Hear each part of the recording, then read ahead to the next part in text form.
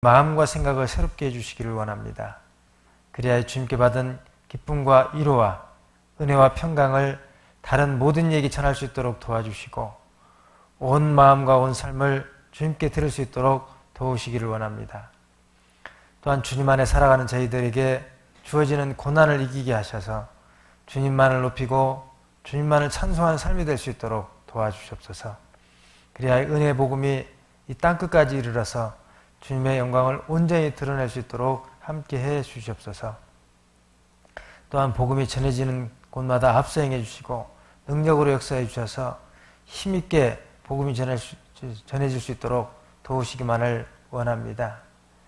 또 이 기간 에콰도르에서 선교를 하고 계시는 우리 황영선 목사님 그리고 함께하는 모든 분들 지켜주시고 또 9월 26일부터 계획되어 있는 대전도 집회도 함께 해주셔서 힘있게 복음이 증거될 수 있도록 도우시고 인도해 주시기를 원합니다.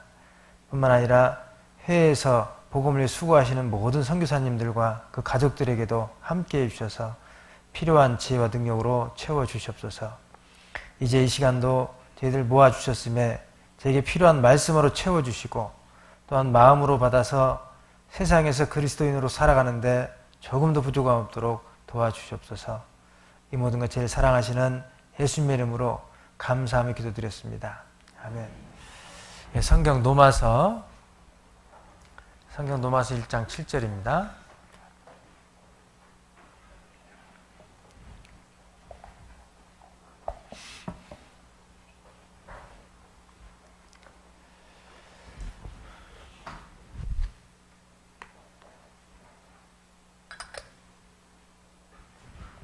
노마서 1장 7절.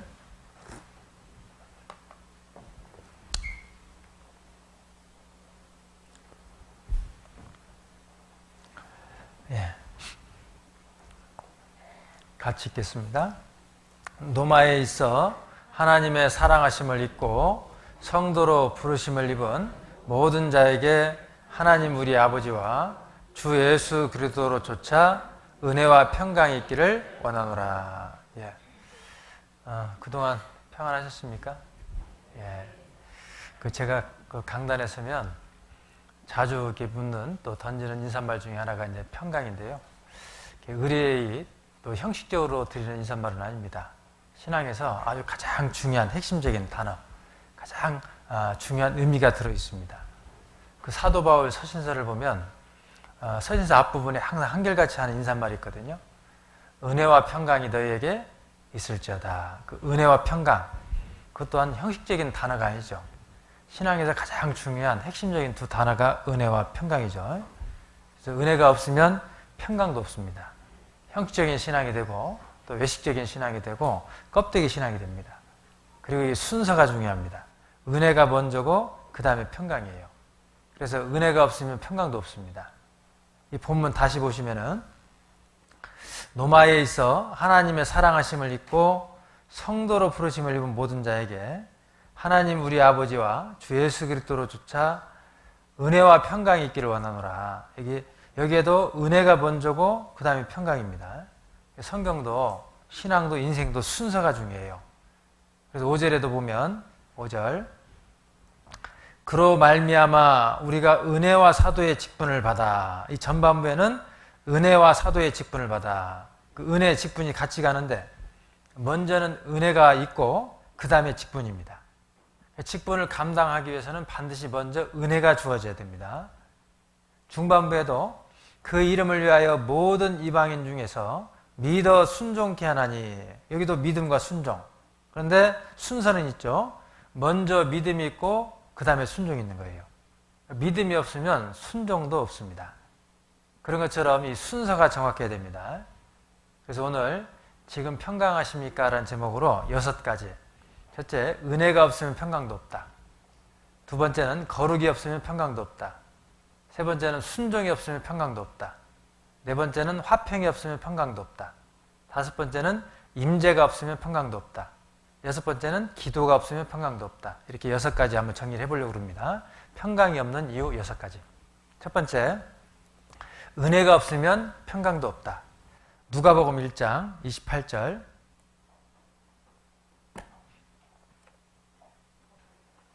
누가복음 1장 28절입니다.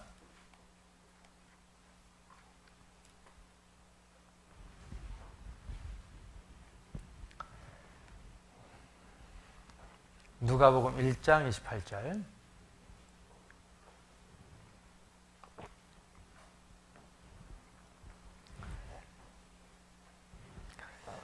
그에게 들어가 가로되 은혜를 받은 자여 평안할지어다. 주께서 너와 함께 하시도다 하니, 여기에도 은혜가 나오고 평안이 나오고 너와 함께 하시도다, 임재가 나옵니다. 이 세 가지는 신앙의 가장 기본이에요. 같이 가야 됩니다. 우리 그리스도인들은 이미 은혜를 받았죠? 우리가 처음 구원받았을 때 우리에게 주신 진정한 그 평강이 있습니다. 예수님이 십자가에서 죽으시고 3일 만에 살아나셔서 제일 먼저 하셨던 말씀이 너희에게 평강이 있을지어다, 너희에게 평강이 있을지어다. 십자가의 그 큰 은혜로 말미암아 우리에게 주어질 영원한 평강을 설명합니다. 그리고 구원받은 이후에도 은혜 위에 은혜를 더하셔서 때를 따라 돕는 은혜를 베푸셔서 끊임없이 은혜를 부어주셔요. 그 은혜가 계속 내 마음 가운데 이렇게 부어질 때 비로소 평강이 그대로 이렇게 유지가 됩니다. 은혜를 받은 자여 평안할지어다. 은혜를 받아야 그 평강도 유지가 되는 겁니다. 그래서 은혜가 없으면 이 평강도 없습니다. 그들이 내 백성의 상처를 심상히 고쳐주며 말하기를 평강하다 평강하다 하나 평강이 없도다. 거짓 종교가들이죠. 거짓 평강입니다. 은혜가 없는 평강이잖아요, 그게요. 평강하다 평강하다 하는데 평강이 없어요. 왜요? 은혜가 없기 때문에. 상처가 골마 터지고 있는데 겉에만 빨간 약 발라놓고 나았다 나았다 그러면 되겠어요? 아프더라도 그 상처 부위를 다 도려내고 수술을 해서 근본적인 치료를 해야죠. 그게 은혜잖아요, 은혜. 그래서 은혜 없는 평강은 참된 평강이 아닙니다. 예레미야 31장 2절.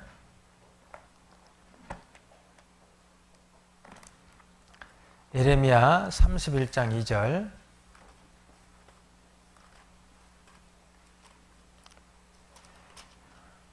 (1102페이지)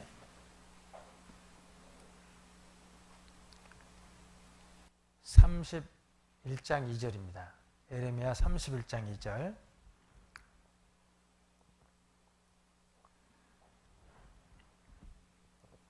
나 여호와가 이같이 말하노라. 칼에서 벗어난 백성이 광야에서 은혜를 얻었나니 곧 내가 이스라엘로 안식을 얻게 하러 갈 때라. 여기 칼에서 벗어난 백성은 두 가지 사건을 포함하고 있습니다. 하나는 출애굽 사건, 또 하나는 바벨론 유수, 즉 포로된 그 사건에서 귀환하는 그 사건을 포함하고 있는데, 여기서 이제 광야는 신의 광야입니다. 그래서 예레미야서가 이제 기록된 2600년 전을 기준으로 볼 때 출애굽 사건은 과거예요. 그런데 바벨론 포로에서 돌아오는 사건은 미래입니다. 그런데 여기에는 뭐라고 되어 있어요? 은혜를 얻었나니 완료 시제잖아요. 그러면 미래인데 완료 시제다. 뭔가 조금 모순이 있습니다. 히브리어에는 예언적 완료라는 표현 방식이 있습니다. 아직 이루어지지 않았지만 미래의 일이지만 이미 이루어진 것처럼 확신을 가지고 그렇게 완료 시제로 사용을 했던 믿음이 들어가 있는 표현이죠. 그래서 어찌됐든 전적인 은혜로 이제 애굽에서 바벨론에서 포로로 해방돼 가지고 안식이 주어졌습니다.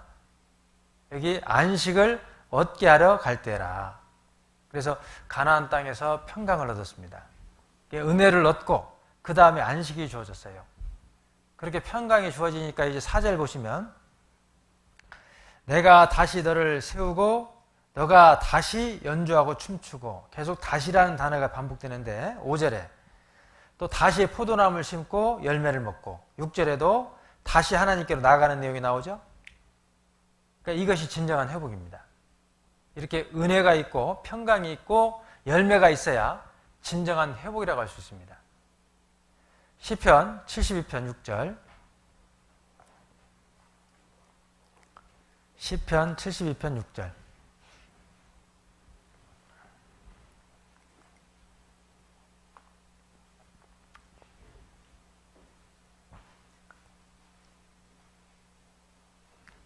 시편 72편 6절. 저는 뱀풀에 내리는 비같이 땅을 적시는 소낙비같이 이 말이니, 여기 비와 소낙비는 왕의 은혜로운 통치를 설명합니다. 베어진 풀에 내리는 비도 단비고 메마른 대지에 내리는 비도 단비고, 그래서 원어대로 이렇게 지각하면 고맙게 내리는 단비라고 되어 있어요. 그래서 이것은 은혜입니다. 은혜. 즉 왕의 은혜로운 통치를 통해서 나라가 이렇게 평안하고 나라가 번성할 것을 설명하고 있죠. 여기서 왕은 솔로몬을 가리킵니다. 그런데 궁극적으로는 생수 대신 예수님을 모형적으로 보여주는 겁니다. 뱀풀은 이 문맥상 압제와 시련, 그 시련 가운데 있을지라도 왕의 바른 통치가 있고 은혜로운 통치가 있으면은 백성들이 회복이 되고 번성이 된다는 뜻이죠. 그래서 7절에 보시면 7절, 저의 날에 의인이 흥왕하여 평강의 풍성함이 달이 닿을 때까지 이르리로다. 저의 날에 의인이 흥왕하여, 여기 흥왕은 원어상 꽃이 피다입니다. 꽃이 피다. 그래서 직역하면 꽃피는 봄날. 6절 7절을 풀어보면 메마른 대지에 봄비가 내려서 꽃피는 봄날이 되었다라는 뜻이에요. 은혜롭고 공의로운 통치를 통해서 꽃피는 봄날이 되었습니다. 그런 날에 흥왕이 있고 그런 날에 평강이 넘칩니다. 언제까지요? 여기 평강의 풍성함이 달이 닿을 때까지, 달이 더 이상 있지 않을 때까지, 즉 세상 끝날 때까지 번영하고 평강이 넘치고 봄날이 이어집니다. 그래서 그런 평강을 의인들에게 줘요. 의인이라는 게 모든 그 구원받은 그리스도인을 설명하기보다는 실은 그 구원받은 사람들 중에도 불의에 넘어지지 않고 의로움을 닥치는 사람들, 거짓에 타협하지 않고 옳은 길을 가는 사람들, 끝까지 하나님의 뜻을 순종하는 사람들, 그런 사람들에게 진정한 흥왕이 있고 평강이 있다. 그래서 주님과의 관계가 다시금 이렇게 올바라져야 돼요. 그리고 계속 은혜를 공급받아야 됩니다. 하나님이 주시는 그 쏟아지는 은혜에 흠뻑 한번 젖어보세요. 그러면 내 인생도 꽃피는 봄날이 됩니다. 다른 방법이 없습니다. 담비와 같은 은혜가 내 마음에 한없이 이렇게 부어질 때 내 마음도 봄날이 되고 내 인생도 봄날이 되는 거예요. 그래야 평강이 넘칩니다. 욥기 29장 19절 20절, 욥기 29장 19절 20절,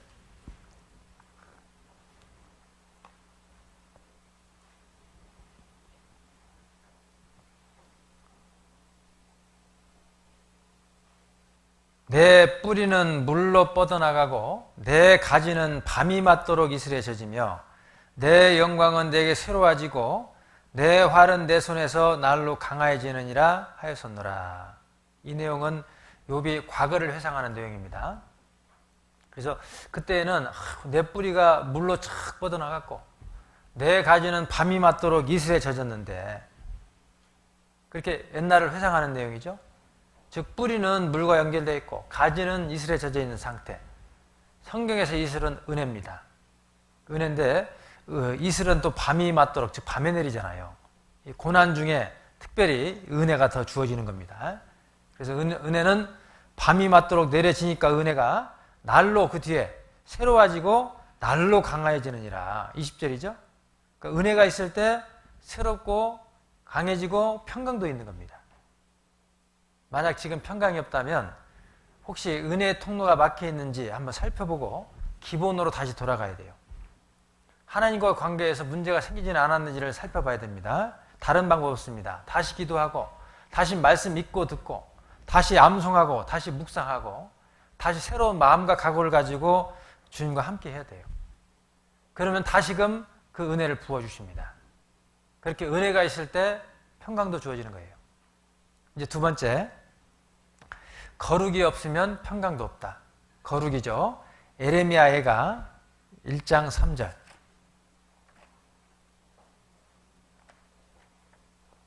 에레미야해가 1장 3절입니다.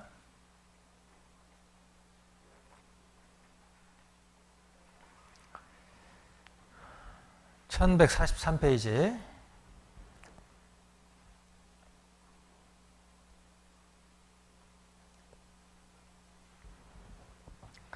유다는 환난과 많은 수고로 인하여 사로잡혀갔도다. 저가 열방에 거하여 평강을 얻지 못하며 그 모든 핍박하는 자가 저를 쫓아 협착한 곳에 미쳤도다. 유다 백성이 바벨론의 포로로 잡혀가게 됩니다. 그런데 열방에 거하여 평강을 얻지 못하며, 즉 세상에 거하면서 평강이 없습니다. 협착한 곳에 미쳤도다. 이 협착한 곳은 공경에 처한 그 고통스러운 상황. 그렇게 이스라엘 백성들이 바벨론에 사로잡혀서 열방에 거하듯이 이제 우리 그리스도인들도 세상에 사로 딱 잡혀버리면 더 이상 평강이 없어요. 이스라엘 백성들은 끊임없는 우상숭배, 죄와 불순종, 그 결과 결국 포로로 잡혀갔습니다. 죄가 들어오니까 세상에 포로가 되잖아요. 그러니까 평강이 사라집니다. 그래서 거룩이 없으면 평강도 없습니다. 그런데 거룩이 딱 회복되면 다시 평강이 주어져요. 역대하 14장 2절로 5절. 역대하 14장 2절로 5절.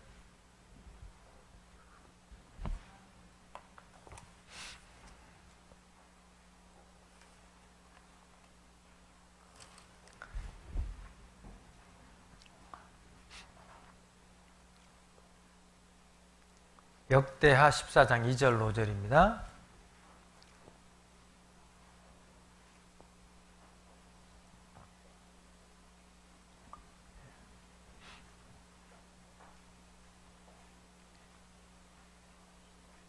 아사가 그 하나님 여호와 보시기에 선과 정의를 행하여 이방 제단과 산당을 없이하고 주상을 회파하며 아세라상을 찍고 유다 사람을 병하여 그 열조의 하나님 여호와를 구하게 하며 그 율법과 명령을 행하게 하고 또 유다 모든 성읍에서 산당과 태양상을 없이 하며 나라가 그 앞에서 평안함을 얻으니라.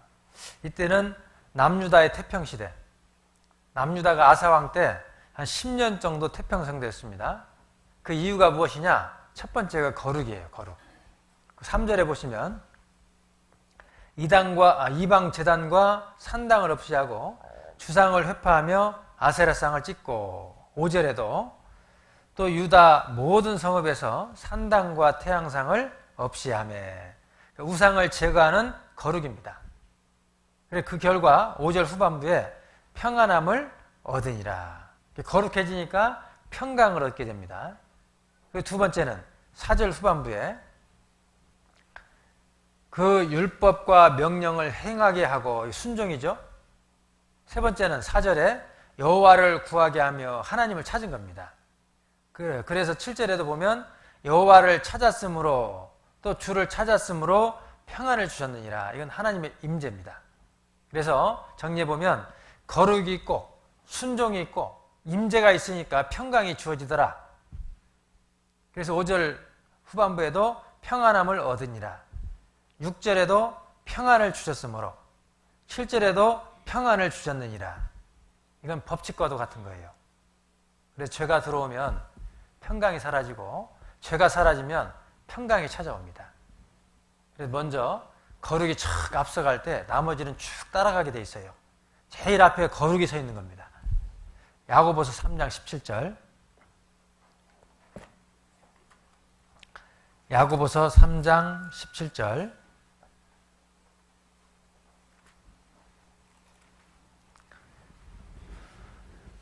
374페이지 신약입니다. 374페이지 신약.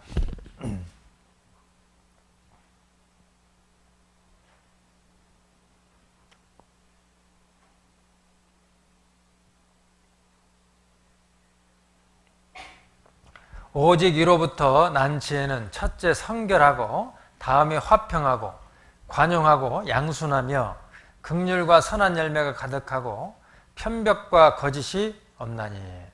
자, 이로부터 난 지혜, 즉 하나님께로부터 나온 지혜는 첫 번째가 성결입니다. 순결하고 순수하고 더럽히지 않는 것. 그래서 가장 먼저 앞서가야 될 게 거룩이에요. 거룩. 거룩이 없으면 그 다음은 의미가 없잖아요. 그래서 그 다음에 따라오는 게, 그러니까 화평이죠. 평화롭고 평온한 것. 먼저 거룩이 있고 그 다음에 화평과 평강이 있는 겁니다. 그래서 진정한 의미에서 이 거룩 없이는 그 뒤에 나오는 화평도, 관용도, 양순도, 긍휼도 없고 하나됨도 없고 거룩 없이는 선한 열매도 없고 신앙도 없다는 겁니다. 그래서 거룩은 신앙의 기본 베이스와 같은 거예요. 거룩 위에 신앙을 세우는 겁니다. 그래서 거룩 없이 하는 것은 다 외식입니다. 다 형식입니다. 다 속이는 겁니다. 모래 위에 집을 짓는 것과 같습니다. 거룩이 없으면 말단 꽝입니다. 평강의 하나님이 친히 너희로 온전히 거룩하게 하시고 평강의 하나님이 온전히 거룩해 하신다. 이 평강과 거룩은 항상 이렇게 연결되어 있어요. 그 평강의 하나님이 우리를 거룩하게 하십니다. 그리고 흠도 없이 점도 없이 거룩하게 살기를 원하셔요. 빌립보서 4장 8절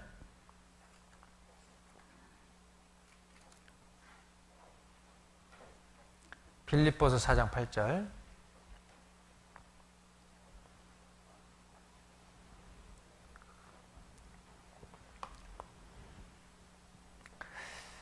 정말로 형제들아 무엇에든지 참되며 무엇에든지 경건하며 무엇에든지 오르며 무엇에든지 정결하며 이게 거룩이 나오는데 이제 그 목표가 아주 높죠. 목표가 적당하면 타협을 하게 되고 안주하게 되고 또다시 넘어질 수 있습니다. 그러니까 우리의 목표는 그리스도를 닮아가기까지 그리스도가 우리 형상이 우리 안에 이루어지기까지 그 목표가 높아야 돼요. 그리고 무엇에든지 참되며 경건하며 오르며 정결하며 거룩이죠. 그 다음에 9절은 순종이 나옵니다. 9절 보시면 너희는 내게 배우고 받고 듣고 본 바를 행하라. 순종이죠. 그리하면 평강의 하나님이 너희와 함께 계시리라. 행하라. 순종입니다. 이렇게 거룩과 순종이 같이 가니까 그리하면 평강의 하나님이 너희와 함께 계시리라. 즉 거룩과 평강도 같이 가고 순종과 평강도 같이 가는 거예요. 그래서 세 번째는 순종이 없으면 평강도 없다. 룻기 3장 1절입니다. 여기 순종이죠. 룻기 3장 1절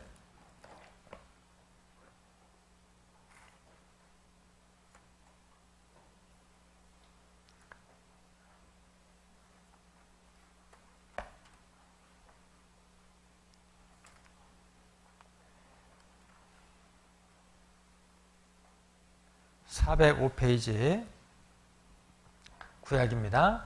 룻기 3장 1절 룻의 시모 나오미가 그에게 이르되 내 딸아 내가 너를 위하여 안식할 곳을 구하여 너로 복되게 하여야 하지 않겠느냐. 이 룻기를 좀 전체적으로 정리를 해보면 룻기 1장의 핵심 단어는 마라, 즉 우리말로 풀어보면 고통입니다. 고통으로 시작이 되죠. 그 다음에 룻기 2장의 핵심 단어가 은혜입니다. 은혜가 딱 주어지죠. 그 다음에 3장의 핵심 단어는 방금 읽은 이 말씀에 안식할 곳을 구하여 안식입니다. 안식. 그리고 4장의 핵심 단어가 찬송입니다. 찬송. 그래서 룻기를 한마디로 표현하면 고통 가운데서 은혜가 주어지니까 안식이 주어지고 평강이 주어지고 찬송이 터진다는 거예요. 고통에서 찬송으로죠. 극적 반전이 이루어집니다. 그런데 여기 3장에 나오는 이 안식, 즉 평강을 얻기 위해서 필요한 두 가지가 여기 있습니다. 첫 번째가 겸손이고 두 번째가 순종이었어요. 그래서 4절에 보시면 4절 그가 누울 때에 너는 그 눕는 곳을 알았다가 들어가서 그 발치 이불을 들고 거기 누우라. 신랑 될 보아스가 여기 나오죠. 그는 신랑 될 보아스. 근데 이 예수님의 모형입니다. 그리고 신부 될 룻은 우리 성도들의 모형. 그래서 신부가 될 사람이 위치는 어디냐? 그 발치 이불을 들고 거기 누우라. 발 아래입니다. 발 아래. 그러니까 머리가 되려고 하면 안 되거든요. 발 아래는 겸손이잖아요. 예전에 제가 어느 선교사님한테 선교사님이 하신 말씀을 전에 이렇게 들었는데 머리가 잘린 닭의 이야기, 그 비유가 있잖아요. 어때요? 다 살아있는 닭을 목을 탁 치면은 어떻게 돼요? 바로 피가고 쓰러져 죽습니까? 그게 아니죠. 막 피를 뿜어내면서 막 이리저리 왔다 갔다 하죠. 그러다 어느 순간 힘이 딱 떨어지니까 탁 쓰러져 죽죠.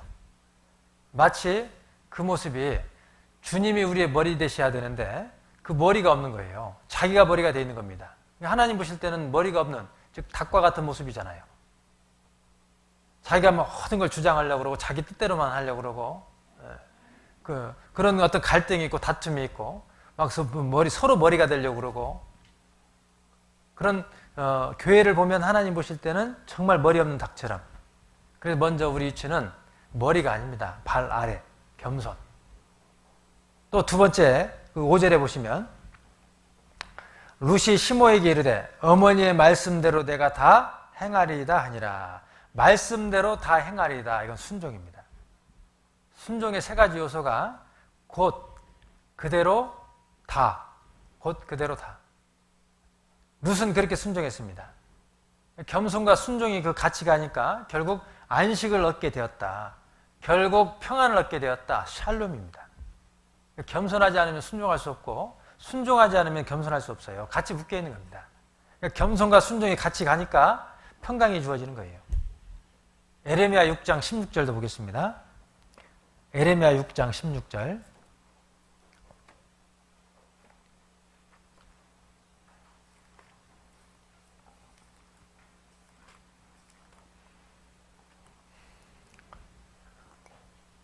(1060페이지에) 에레미야 6장 16절.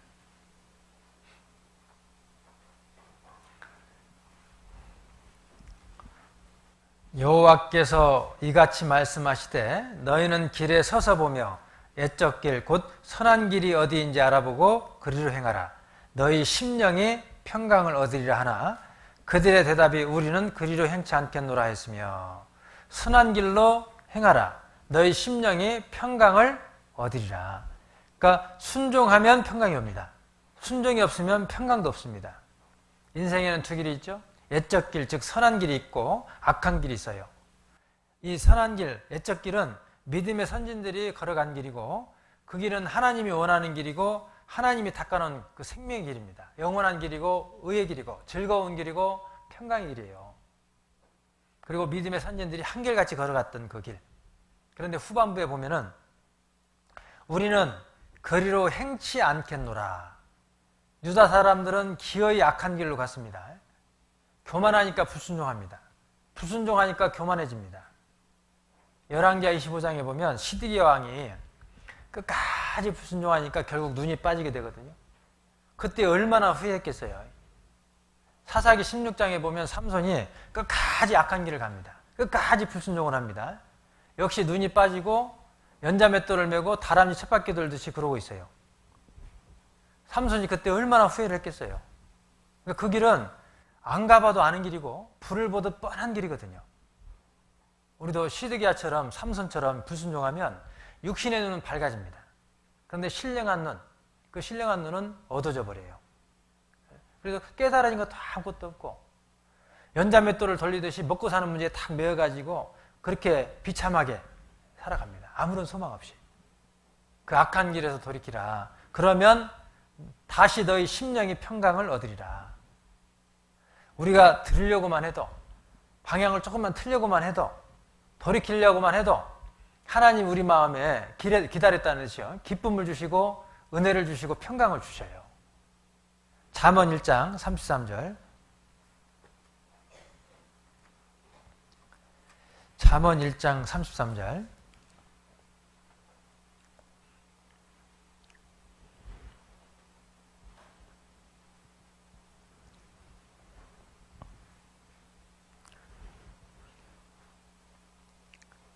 오직 나를 듣는 자는 안연히 살며 재앙의 두려움이 없이 평안하리라. 오직 나를 듣는 자, 순종하는 자가 이제 평안하리라. 형통하고 평안하다. 이 만고의 진리입니다. 이게 성경 전체의 메시지입니다. 그래서 진실되게 순종하는 사람의 그 삶을 한번 지켜보셔요. 이렇게 길게 보면 보이거든요. 잠시 그 과정은 고난이 있고 고통이 있을지 몰라도 길게 보면 결국 안식이고 결국 평안입니다. 그리고 그 마음에 천국이 이루어집니다. 주께서 심지가 견고한 자를 평강의 평강으로 지키신다. 심지가 견고한 자, 그럴 때 주시는 평강이 있잖아요. 심지가 견고하다는 게 뭐예요? 이례적인 순종이 아닙니다. 지속적인 좀 어려움이 있다 할지라도 정말 견고한 가운데 또 순종하고 또 순종하면 결국 평강에 평강을 주십니다. 길게 보면 보여요, 그게. 출애굽기 35장부터 39장까지 쭉 읽어보면요. 특히 영어 성경에는 같은 단어가 더 많이 반복이 돼요. commanded, 즉 명하신 대로가 17번이 반복됩니다. 그런데 그렇게 명하신 대로 쭉 계속 순종하니까 자기 생각대로가 아니라 하다 보니까 어느덧 성막이 완성이 되고 출애굽기 40장에 보면 그 성막에 하나님의 영광이 가득 찼다 그랬어요. 즉 계속 반복해서 순종을 하니까 결국 성막이 완성되고, 즉 하나님의 역사가 나타나고 하나님의 영광이 가득 차는 겁니다. 우리도 마찬가지입니다. 우리도 명하신 대로 계속 순종하다 보면 어느덧 하나님 역사가 쫙 이루어져요. 그리고 그 가운데 하나님의 영광이 아주 충만하게 나타납니다. 그러면 세상 사람들이 알지 못하는 그 기쁨이 있고 감사가 있고 평강이 있어요. 그건 이론이 아닙니다. 실제로 순종을 하는 사람들에게 주어지는 그런 평강이 있다니까요. 그래서 순종이 최고의 삶의 비결입니다. 최고의 신앙 비결입니다. 순종을 놓치면 다 놓치는 거예요. 그러니까. 열왕기상 2장에 보면 이제 다윗이 죽을 날이 임박함에 아들 솔로몬을 불러서 이제 마지막 유언을 남깁니다. 마지막 말씀이죠. 유언에는 평생에 자기가 경험한 것들, 또 평생에 정말 자기가 가장 중요하게 생각했던 메시지가 담겨져 있습니다. 그런데 이 다윗의 유언을 한마디로 정리하면 아주 간단해요. 말씀대로 지키라. 그리하면 내가 무엇을 하든지 어디를 가든지 형통하리라, 평안하리라. 다윗의 유언은 간단하죠? 네가 마음을 다하고 뜻을 다하고 성품을 다해서 말씀을 지키면 형통하리라. 내가 살아보니까 인생 별거 없더라. 남는 것은 순종밖에 없다. 그러니 다른 거 생각하지 말고 철저히 그냥 순종 한번 해봐라. 순종 하나 잘하니까 다 풀어지더라, 그 얘기예요. 순종 하나 잘하니까 다 풀어지더라. 자녀 교육도 다른 건 아닙니다. 자녀 교육도 순종 가르치는 거잖아요. 순종이요. 첫째도 순종이고, 둘째도 순종이고, 셋째도 순종이고, 막 부산하게 이것저것 자질구레한 거 가지고 씨름하지 말고, 그러면은 서로 힘들어요. 변화도 안 되고, 조금 내려놓을 건 내려놓고, 주변적이고 부수적인 건 좀 내려놓고, 핵심적인 거 딱 잡아가지고 몇 가지요. 신앙을 딱 밑바탕에 두고서 순종 가르치고, 정직 가르치고, 성실 가르치면 되거든요. 그러면 그 아이 잘 돼요. 영적으로도 잘 되고, 육신적으로도 잘 되고. 근데 너무 자질구레한 거 가지고 막 이게 시시비비 하다 보면은 오히려 아이들이 이렇게 넋병처럼 튀게 됩니다.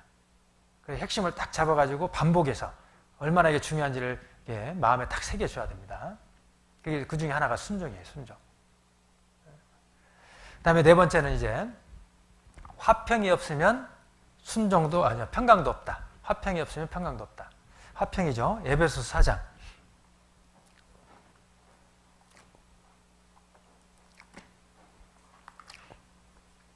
1절로 3절입니다.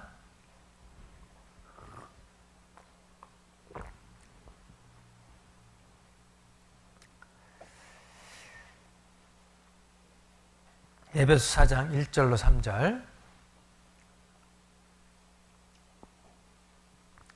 그러므로 주 안에서 갇힌 내가 너희를 권하노니 너희가 부르심을 입은 부름에 합당하게 행하여 모든 겸손과 온유로 하고 오래 참음으로 사랑 가운데서 서로 용납하고 평안에 매는 줄로 성령이 하나 되게 하신 것을 힘써 지키라. 이 그러므로는 교회를 주시고 교회를 통해서 은혜를 주시고 지혜를 주시고 능력을 주셨으므로 그러므로 성령이 하나 되게 하신 것을 힘써 지키라는 거예요. 성령이 하나 될 때 흘리는 게 아니라 부어지고 채워지고 흘러 넘치게 되잖아요. 물론 그릇이 끼어져 있어도 이게 부분적으로는 뭔가를 담을 수 있는 것처럼 우리가 마음이 싹 나눠져 있어도 부분적인 역사는 조금씩 나타날 수 있어요. 그런데 온전하지는 않잖아요. 그래서 먼저 하나 되는 것이 참 중요한 겁니다. 그래야 주님의 능력이, 역사가 힘있게 나타나요. 그렇게 하나 되기 위해서 2절에 보면 모든 겸손과 온유로 하고 오래 참음으로 사랑 가운데서 서로 용납하고, 사랑으로 용납이 있어야 됩니다. 있는 그대로의 모습을 품어야 돼요. 사랑으로. 그러면 3절 말씀대로 비로소 평안에 매는 줄로 하나가 됩니다. 평강이 찾아오죠. 사랑으로 하나 되니까 이제 평강이 찾아옵니다. 몽골의 눈은 습도가 낮아가지고 잘 뭉쳐지지 않는답니다. 어떻게 하면 돼요? 잘 뭉치려면. 거기다가 물을 조금 부어주면 되겠죠. 간단하게. 그런 것처럼 우리 마음에도 정말 말씀을 붓고 은혜를 붓고 하나님 것으로 이렇게 자꾸 채워지면, 성령으로 채우고 사랑으로 채우면 어느덧 그 안에서 평안의 매는 줄 하나가 됩니다. 화평이 찾아오고 평강이 이루어져요. 그러면 어떻게 하면 이 화평을 이룰 수 있을까? 그 구체적인 방법이 골로새서 3장에 나옵니다. 골로새서 3장 13절 14절.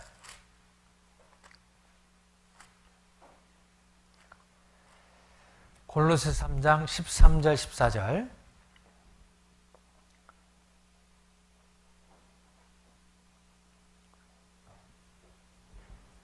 골로새서 3장 13절 14절.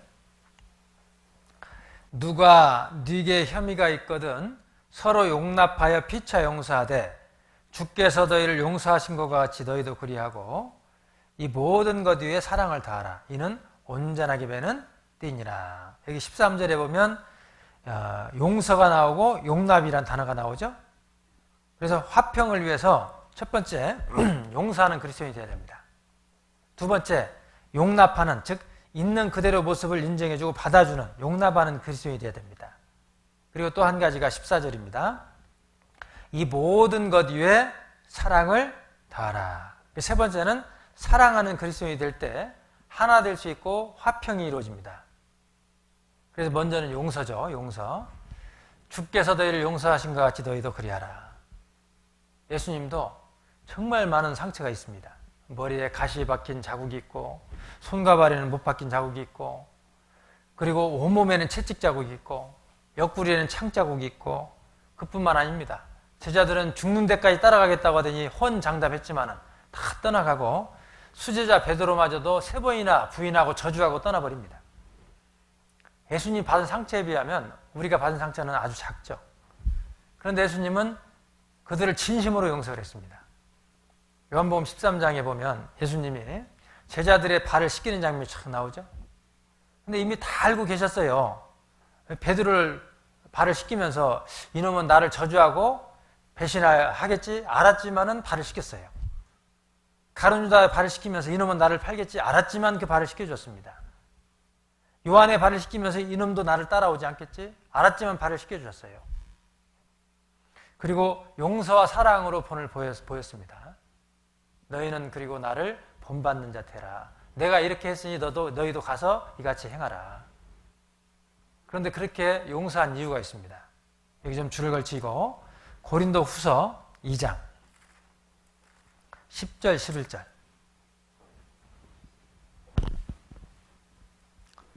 고린도 후서 2장 10절 11절.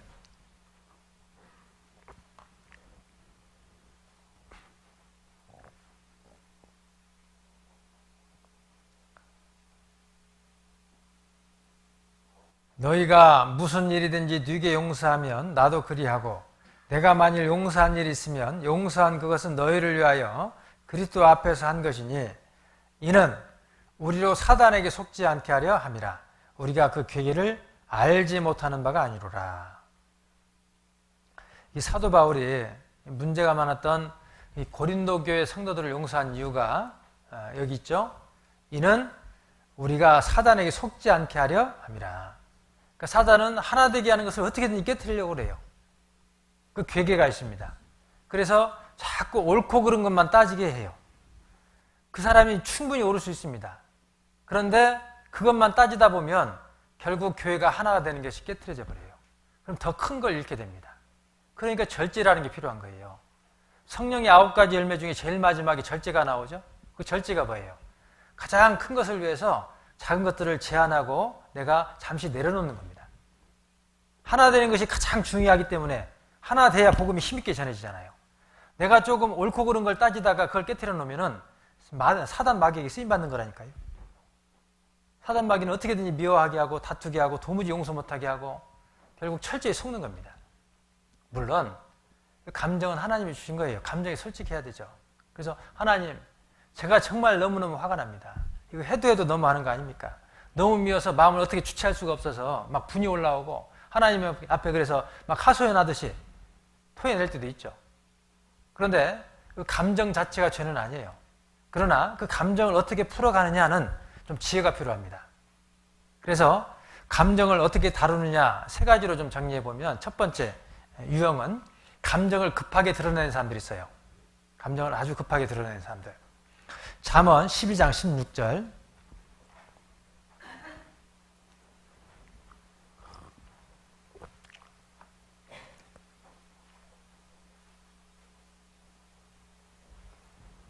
잠언 12장 16절.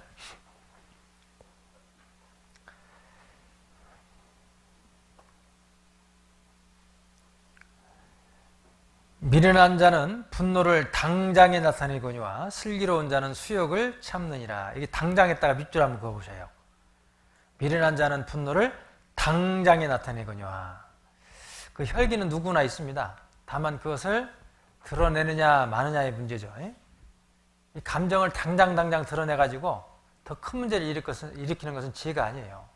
조금만 참으면 되는데, 한 테포만 착 늦춰도 되는데 그걸 못 참는 거예요. 잠언 15장 18절에도, 잠언 15장 18절,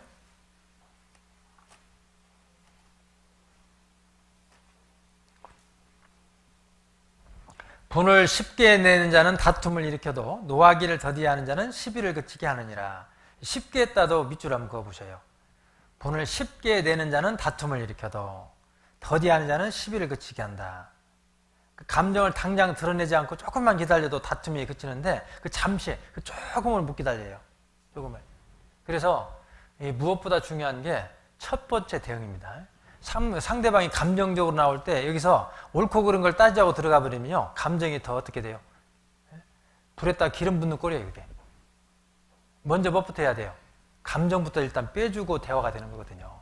그럼 처음 맞받아칠 때 그 표정이나 말이 굉장히 중요한 겁니다. 잠언 15장 1절.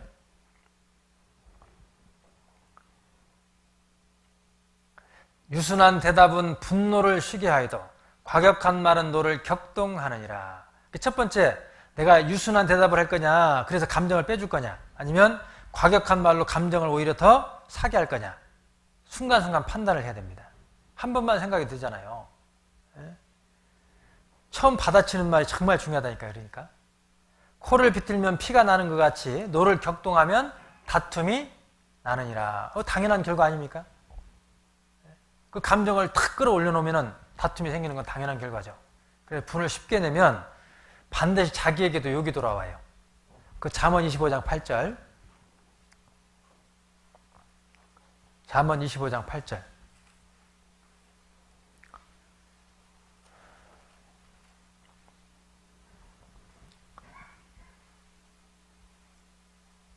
너는 급거이 나가서 다투지 말라. 마침내 내가 이웃에게 욕을 보게 될 때 내가 어찌할 줄을 알지 못할까 두려우니라. 급거이 나가서 자기 감정을 다 드러내면 오히려 풀어지는 게 아니라 더 꼬이게 돼요. 오히려 욕을 당하게 됩니다. 그때는 엎질러진 물처럼 어떻게 수습할 수가 없고 감당이 안 돼요. 그래서 감정적인 대응을 해서 이를 키우면 안 됩니다. 절대. 두 번째 유형은 그런데 감정을 상대방에게 당장 드러내지는 않는데 뒤에서 수군수군하고 흉을 보고 말을 옮기는 사람들이 있어요. 이걸 조금은 치사하게 풀어가는 거죠. 잠언 25장 9절. 너는 이웃과 다투거든 변론만 하고 남의 은밀한 일은 누설하지 말라. 혹여 다툼이 생겨도 변론이라는 건 따지자는 게 아니라 이건 오해를 풀기 위한 교제입니다. 그건 할 수 있겠죠. 그런데 때로는 좀 기다려야 될 때도 있고, 그러나 그렇다 할지라도 남의 은밀한 일은 상대방의 약점, 상대방의 비밀, 그것은 절대로 말하지 말라는 거예요. 인간관계를 깨뜨리는 가장 간단한 방법, 좋은 방법 하나 알려드릴까요? 상대방의 약점을 자꾸 건들면 돼. 자꾸 들추면 되고 자꾸 말을 소문을 내면 돼요. 아주 간단해요, 그거. 근데 사람마다 알고 있지만은 잘 고쳐지지 않는 그런 컴플렉스 같은 약점이 있어요. 선천적인 것도 있고 후천적인 것도 있고. 어떤 분은 아무리 노력해도 노래를 못 하잖아요. 타고난 음치, 타고난 박치. 예? 누구 얘기를 하는 건 아닌데 예? 그 외모에 대한 컴플렉스가 있는 사람도 있거든요. 그런 사람들이 가장 싫어하는 말이 무슨 말이에요? 예? 얼굴도 못생긴 것이 막. 그러면 치명적이에요, 그게. 자기가 평상시에 잘생겼다 그런 사람은 가볍게 농담으로 얘기해요. 웃어 넘깁니다. 여유가 있어요. 그런데 그런 열등감이 있고 자격지심 있는 사람은 그런 비슷한 얘기만 해도 굉장히 마음에 상처가 돼요. 말하는 사람은 가볍게 농담처럼 합니다. 그런데 열등감 가진 사람은 그게 큰 상처가 되고 평생 가는 수도 있어요. 나는 하고 잊어버리죠. 듣는 사람은 그게 아니거든요. 후천적인 것도 있죠. 나이 많은 처녀들이요, 명절에 고향 가기를 싫어한대요.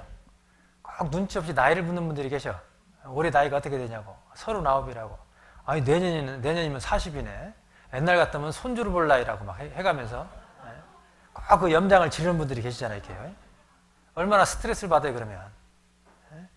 그렇지 않아도 살이 쪄서 고민인데, 할아버지가, 야, 너 뭘 먹고 이렇게 토실토실해졌냐? 무심코 던진 말 한마디에 한참 예민할 때는 그게 큰 상처라니까요. 어떤 목사님 얘기입니다. 여기서 실컷 이제 설교를 하고 내려가서 밥을 먹고 있는데 한 형제님 옆에 딱 붙어가지고 물어보는 거예요. 목사님, 허리 사이즈가 어떻게 됩니까? 아니, 한 번만 물어보면 됐지, 막 그걸 두 번, 세 번 막 집요하게 물어보는 거예요, 이제. 응? 그러니까 이제 목사님이 하는 얘기가, 예, 목회자 나이하고 허리 사이즈는 천국 비밀입니다. 그랬대요. 그런데 남의 약점을 집요하게 건드리고 싶은 그런 본성 있는 사람들이 있더라고요, 이렇게. 그래서 사소한 그 말 한마디가요, 교회를 무너뜨리고 사람을 무너뜨릴 수 있어요. 잠언 11장 11절.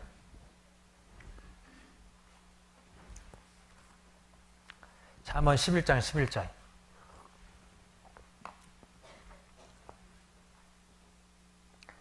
성읍은 정직한 자의 축원을 인하여 진흥하고 악한 자의 입을 인하여 무너지느니라. 이 성읍은 교회를 상징하기도 합니다. 교회는 정직한 자의 기도를 통해서 부흥되기도 하고 악한 자의 말을 통해 무너지기도 합니다. 가정도 마찬가지죠. 아마 부부싸움이 전공인 분들은 잘 아실 거예요. 미안해요 한마디 하면 될 텐데 끝까지 자존심 싸움 하다가 작은 싸움이 큰 싸움 되더라니까요. 나중에는 왜 싸우는지 몰라. 감정 싸움이 돼버려요, 나중에는. 그래서 언어에도 이 세 가지 영역이 있대요. 제로존 언어, 뭐 해도 그만 안 해도 그만, 별 도움이 안 되는 언어들이 있죠. 그리고 마이너스 존 언어가 있어요. 했다 하면 해치는 언어, 마음을 상하게 하고 자꾸 넘어뜨리고 부정적이고, 또 플러스 존 언어가 있어요. 인간관계에 굉장히 도움이 되는, 자꾸 세워주고 덕이 되고 유익이 되고 은혜가 되고 긍정적이고. 남편 출근할 때 제로존 언어 같으면 어때요? 상투적으로 그냥 가요. 마이너스 존 같으면 어때요? 마이너스 존 같으면 나가보지도 않아. 누워가지고 이불 속에서 문 닫고 가요. 근데 플러스 존 같으면 어떻게 해요? 다 따라 나와가지고 상냥하게 인사하면서 잘 다녀오세요. 당신 퇴근하고 돌아오면 저녁에 당신 좋아하는 된장찌개 끓여놓고 기다리고 있을게요. 말 한마디에 따라서 어떻게 느낌이 다르잖아요. 벌써 마음이 달라지고. 그런데 특히 그 상대방의 약점을 자꾸 들추는 말은요, 마이너스 중에서도 완전 마이너스예요. 전혀 도움이 안 됩니다. 교제에서요, 언젠가 보니까 자매님들끼리 분위기가 너무 좋더라고, 교제하는데. 그 중에 한 자매님이 그러는 거예요. 자매님, 평소에 나한테 하고 싶은 얘기 있으면 다 해봐. 내가 오늘 다 들어줄게. 에? 그러니까 이 자매님 참 순진해요. 그래? 그럼 나 다 한다. 혹은 막 있는 얘기 없는 얘기, 마음에 있는 얘기를 다 해버린 거예요. 너무 분위기가 좋으니까. 그럼 어떻게 돼, 이게?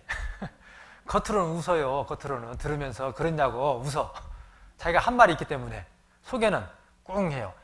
야, 나를 그렇게 생각했단 말이지. 순진한 거죠, 실은.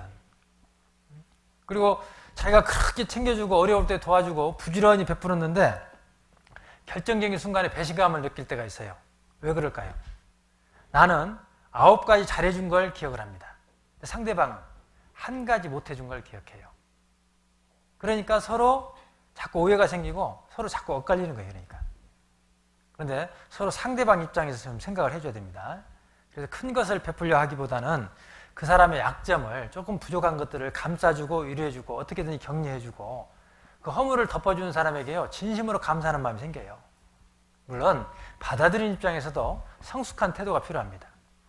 아담과 하와가 벌거벗었으나 부끄러워하지 아니하였다. 벌거벗었지만 부끄러워하지 않았다. 왜 그래요? 사랑이 관계이기 때문에 그래요.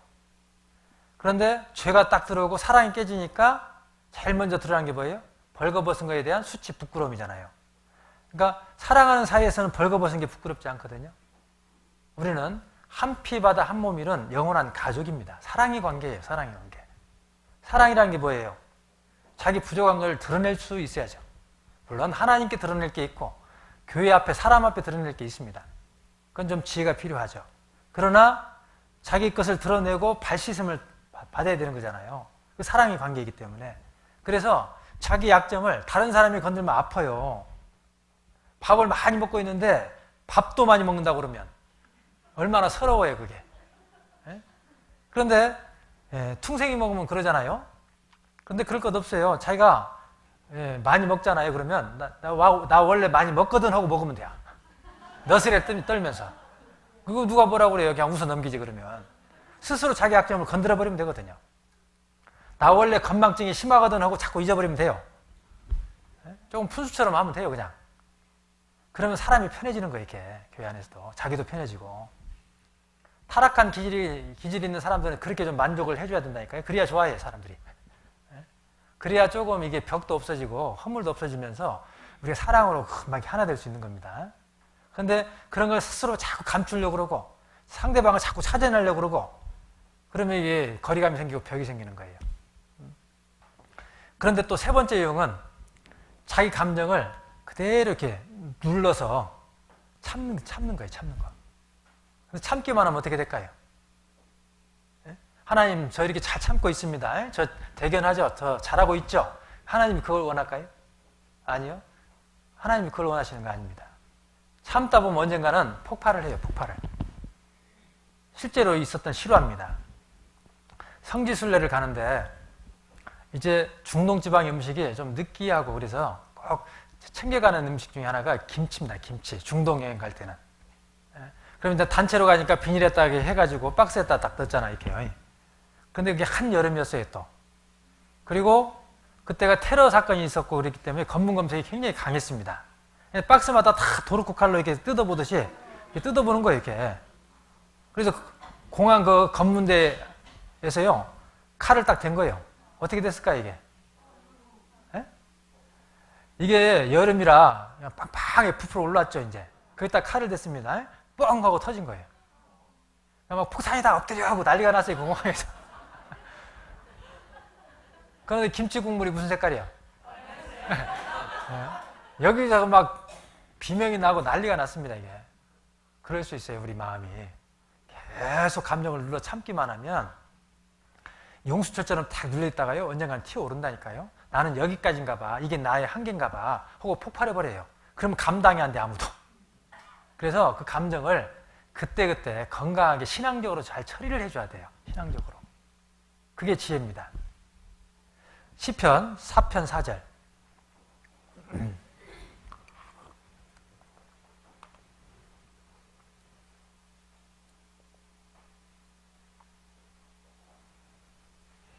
시편 4편 4절.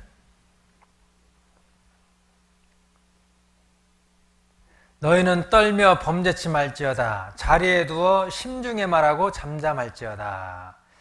그 현대인 번역에 보면 너희는 화가 난다고 죄를 짓지 말아라.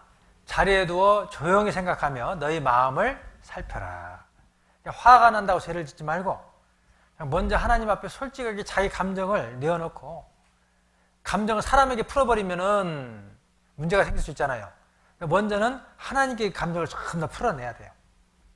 조용히 생각하면서 자기 마음을 또 살펴야 되고. 그래서 시편을 쭉 읽어보면요, 그런 내용들이 나와요. 막 때로는 막 불평, 원망 해서 막 토로하잖아요, 하나님 앞에. 토해내듯이. 왜? 무엇 때문에요? 돌이키고 싶은 마음에 전부 다 풀어내는 거예요, 하나님 앞에. 그리고 돌이키는 겁니다. 그래서 그때그때 신앙적으로 이 감정을 건강하게 처리하는 것이 굉장히 중요해요. 물론 화가 날 때가 있어요. 어떤 형제님이 간증을 하고 내려갔는데 얘기를 하는 거예요. 형제는 간증하는 태도도 그렇고 간증할 때 말투가 좀 교만해. 아, 그래요? 집에 갔어요. 근데 집에 가니까 막 생각해보니까 억울하고 괘씸하고 밤에 잠도 안 오고 별의별 생각이 다 올라오는 거예요. 그런 치는 어떻고 막 판단도 되고.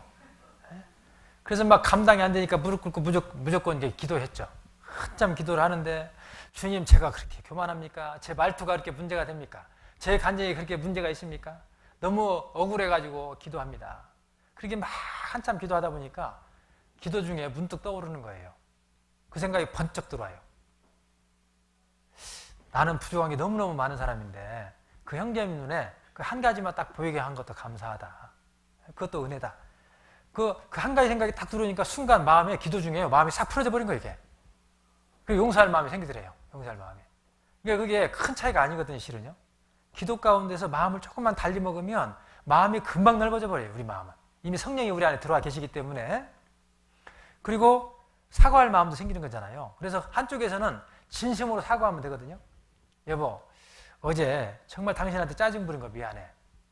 내가 큰 소리 친 거 미안해. 그리고 사실 나도 그럴 수밖에 없었거든. 당신도 사실 잘한 것만 아니잖아. 그런 얘기는 나중에 해도 돼, 나중에. 근데 꼭 뒤에다 그걸 갖다 붙이거든, 이게. 앞에 거 해가지고 감정 싹 끌어내려놓고 나중에 조금 차분히 대화할 수 있을 때 해도 되잖아요, 그런 얘기는. 근데 그걸 같이 해가지고 꼭. 그래서 우선 사과부터 해보세요. 진심으로 사과부터 해보세요. 옹졸한 마음에 잔소리해서 미안해. 아니, 내가 더 미안하지. 당신 피곤한데 미안해. 내가 큰 소리 쳐서 미안해. 진심으로 사과해 보세요. 그러면 놀라운 일이 벌어집니다.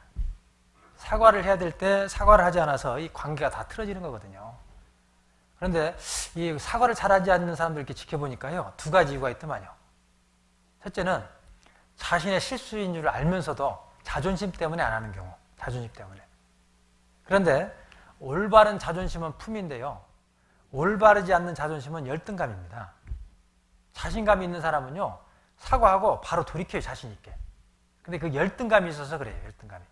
그 자존심, 그 올바른 자존심이 아닙니다, 그게. 그리고 어떤 경우가 있냐? 잘못한 줄을 몰라서 하는 경우도 있더라고요.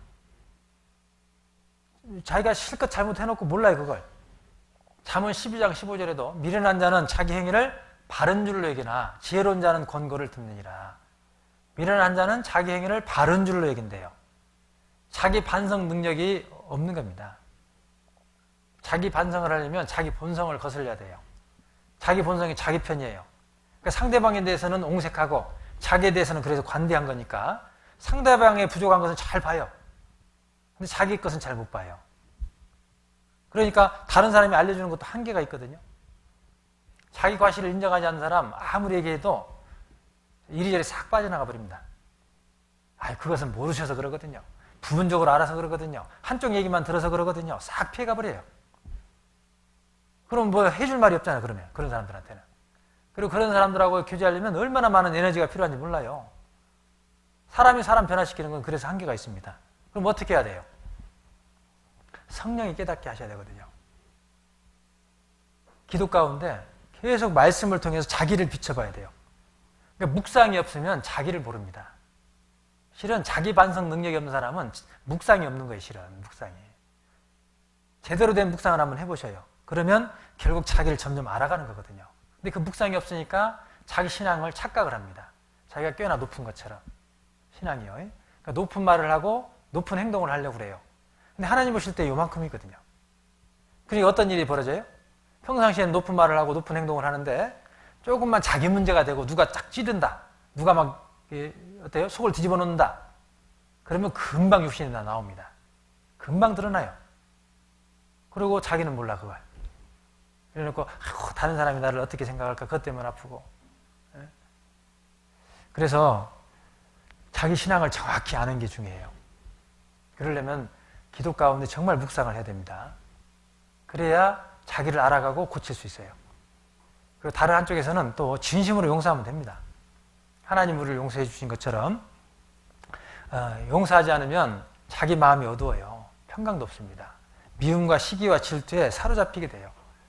그리고 미움이 있기 때문에 또 다른 사람에게 상처를 줘요. 실제로 그런 일이 있었어요. 며느리가 시어머니한테 얼마나 상처를 받았는지 몰라.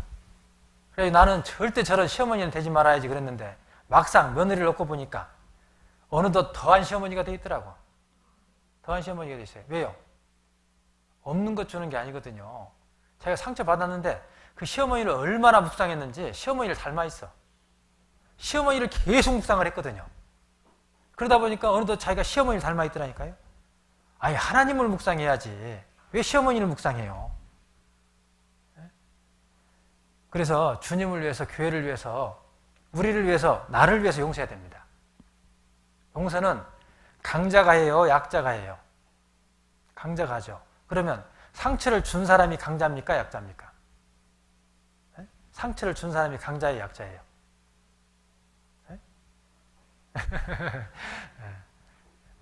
실은 상처를 준 사람이 약자죠.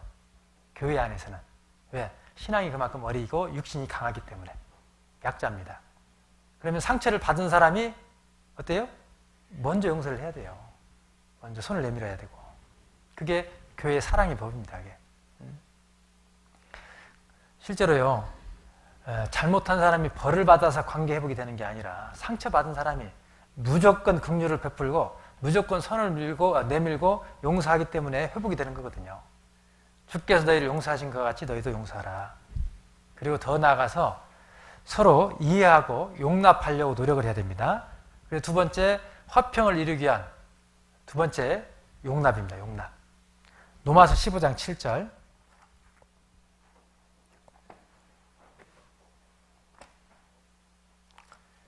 로마서 15장 7절입니다.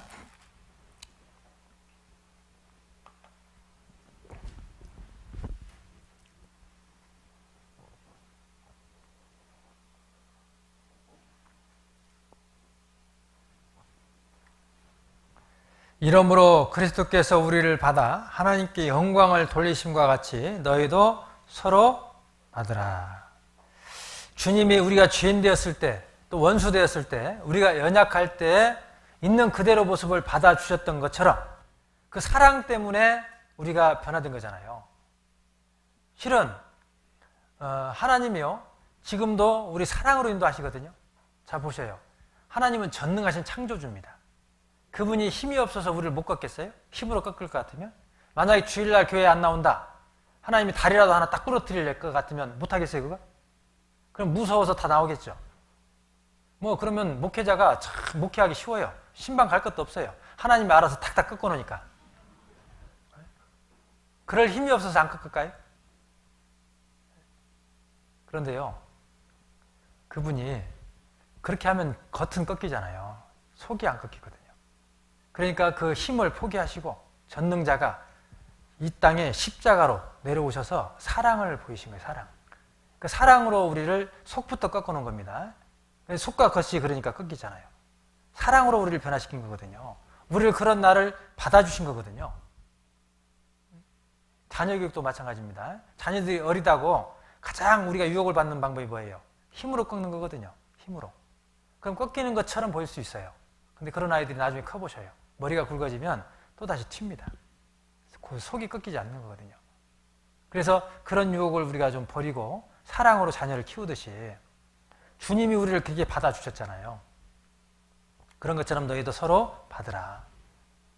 교제에 소홀한 형제님 신방을 했더니요, 자기가 문제가 많아가지고 못 나간다고, 그래서 좀 해결하고 나가겠다고. 평생 못 나올 가능성이 있어요, 그런 분들은. 우리가 실은 여러 가지 문제도 있고 부족하지만은 이 가운데 문제 없는 사람이 누가 있어요? 그러지만 그 문제 그대로 갖고 나오니까 주님이 고쳐주시는 거잖아요. 어떤 분은 그러더라고. 아픈데 병을 안 가더라고요. 그래서 제가 물었어요. 왜 안 가냐고 그랬더니 좀 나으면 간대. 이게 말이야 막. 그 모습 그대로 가면 의사가 고쳐주듯이 우리도 그 모습 그대로를 받아줘야 되거든요. 거기서부터 시작이 되는 겁니다. 그래서 좀 부족하지만은 서로 인정해주고 받아주고 이해할 때 하나가 됩니다. 마태복음 5장에 화평케 하는 자는 복이 있다. 화평케 하려고 하는 자가 복이 있는 게 아닙니다. 마음만 갖고 안 돼요. 실제로 화평케 해야 됩니다. 그래서 화평이 없으면 안 되는 건데, 그러기 위해서 먼저 내 마음을 넓혀야 돼요. 고린도후서 6장 11절로 13절.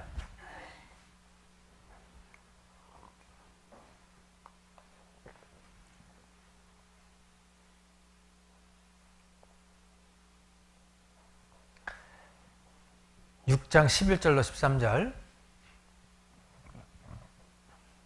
고린도인들이여, 너희를 향하여 우리의 입이 열리고 우리 마음이 넓었으니 너희가 우리 안에서 좁아진 것이 아니라 오직 너희 심정에서 좁아진 것이니라. 내가 자녀에게 말하듯 하노니 보답하는 양으로 너희도 마음을 넓히라. 왜 문제가 생겼느냐? 다른 문제가 아니에요. 그 사람의 문제도 아니고 환경의 문제도 아니고 내 마음이 좁아져 있기 때문에 문제예요. 그래서 용납이란 건 상대방을 바꾸려 하는 게 아니라 내 마음을 넓혀버리는 겁니다. 그래서 문제도 크고 사람도 큰데 내 마음은 요만하면 어때요? 그 고난을 통해서 내 마음을 몸부림치게 해가지고 넓히잖아요. 자꾸 넓혀가지고 그게 그대로 이렇게 쑥 들어옵니다. 그걸 하나님은 바라시죠. 우리는 서로 너무도 달라요. 그래서 그 차이를 어떻게 극복하느냐에 따라서 교회가 하나 되기도 하고 마음이 다 나누기도 합니다. 우리 안에는 외향적인 사람, 내향적인 사람, 꼼꼼한 사람, 털털한 사람, 빠른 사람, 느린 사람, 뭐 감성적인 사람, 지성적인 사람, 결과를 중요시하는 사람, 과정을 중요시하는 사람. 어떤 분은 신방 갈 약속이 있으면은 탁탁 정해진 시간에 모여야 되고 출발해야 되고 탁탁 떨어져야 되죠. 근데 어떤 사람은 여유만만이야 그냥. 예를 들면 저쪽 포항 신방 갔다가도 기분만 좋으면은 어디에요? 다른 데 들렸다 한 바퀴 돌아올 수도 있고. 사람에 따라 정말 다르거든 이게. 융통성이 많은 사람도 있고 전혀 없는 사람도 있고, 일 중심인 사람, 사람 중심인 사람, 얼마나 차이가 있어요. 우리가 성격 차이, 생각 차이, 기질 차이, 별의별 차이가 다 있는데 어떻게 우리가 하나 됩니까? 하나님 안에서 성령으로 하나 될 수밖에 없잖아요. 그리고 그 다름에 대해서 좀 수직적인 기준을 가지게 되면 자꾸 마음이 나뉘거든요. 그러니까 나는 공부를 잘하고 너는 못하고, 나는 잘생겼고 너는 못생겼고, 나는 성격이 좋고 너는 나쁘고, 내 생각은 옳고 너 생각은 틀리고, 그런 식으로 접근하면 다 이 마음이 나눠집니다. 수평적인 기준, I'm okay, you okay. 수학 잘하는 사람도 잘하는 거고, 영어 잘하는 사람도 잘하는 거고, 간호사도 훌륭하고 의사도 훌륭하고, 나도 옳은 것이 있고 너도 옳은 것이 있고, 그런 수평적인 가치 기준을 가진 사람이 훨씬 더 행복해요. 그 마태복음 25장에 달란트 비유가 나오는데, 이제 5달란트 받은 사람 5달란트 남겼죠? 2달란트 받은 사람 2달란트 남겼습니다. 수직적인 기준으로 보면 이 2달란트는 무능력합니다. 그런데 그 칭찬한 그 말씀을 한번 찾아보셔요. 나중에 토시 하나 틀리지 않고 똑같은 칭찬을 줘요. 최선을 다했느냐를 보시는 거죠. 그래서 다양성을 통해서 나 혼자만으로 하나님을 나타내기에는 우리는 너무도 부족하잖아요. 그런데 그런 부분들을, 하나님을 나타낼 수 있는 부분들이 다 있거든요. 누구나. 그러니까 어우러져 가지고 우리 가운데 하나님을 더 충분히 증거를 하는 거거든요. 그럴 때 아름다운 가정이 꾸며지고 아름다운 교회가 꾸며지는 겁니다. 그런데 다투는 이유를 보면은 너는 왜 나와 같지 않냐 이거예요. 왜 나와 다르냐? 그걸 틀리다라고 자꾸 접근을 하니까 자꾸 문제가 생기는 겁니다. 그래서 있는 그대로 모습을 이렇게 받아줘야 되고, 이제 세 번째는 화평을 이루기 위해서는 사랑이 필요하죠. 사랑. 에베소 4장 15절 16절.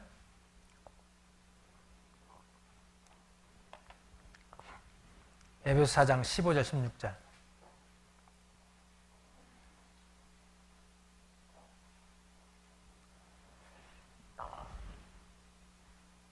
에베소서 4장 15절 16절. 오직 사랑 안에서 참된 것을 하여 범사에 그에게까지 자랄지라. 그는 머리니 곧 그리스도라. 그에게서 온몸이 각 마디를 통하여 도움을 입음으로 연락하고 상합하여 각 지체의 분량대로 역사하여 그 몸을 자라게 하며 사랑 안에서 스스로 세우느니라. 교회 머리는 주님입니다. 교회는 몸입니다. 그래서 이 각 지체는 우리 그리스도인들이잖아요. 그러면 우리가 성장하기 위해서는 먼저는 교회가 성장을 해야 돼요. 몸이 성장해야 각 지체도 성장하는 것처럼. 그럼 이 교회가 성장하기 위해서는 어떻게 해야 되냐? 이 비밀이 여기 들어있죠? 그래서 15절에 오직 사랑 안에서 참된 것을 하여, 16절 중반부에 그 몸을 자라게 하며 사랑 안에서 스스로 세우느니라.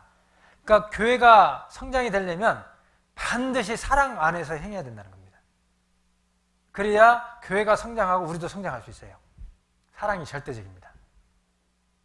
사랑에는 세 가지 종류가 있죠. 만약의 사랑, 네가 이렇게 해준다면 내가 사랑해 줄게. 조건적인 사랑. 또 때문에 사랑, 당신이 지금 아름답기 때문에 사랑합니다. 상황적인 사랑이죠. 아름다움이 변하면 사랑도 변합니다. 그런데 성경에서 얘기하는 사랑은 그럼에도 불구하고 사랑. 그래서도 사랑하지만 그럼에도 불구하고 상대방이요, 사랑받을 만한 충분한 조건도 가치도 없어요.